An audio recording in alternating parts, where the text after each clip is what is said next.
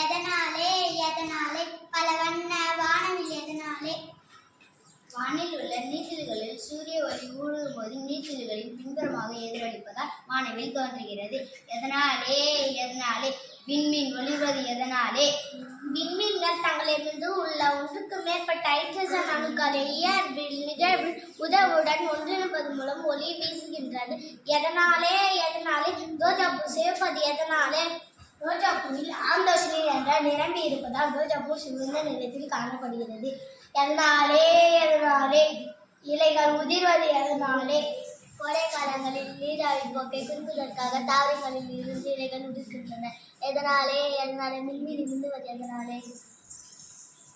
மின்மினி பூச்சியின் பின்னால் அடிக்கடி விளக்கு போல் எறிவதால் காரணம் லூசி ஸ்ப்ரே எக்ஸ்மை மின்மினி பூச்சியில் இருப்பதால் மின்மினி பூச்சிகள் மின்னுகின்றன.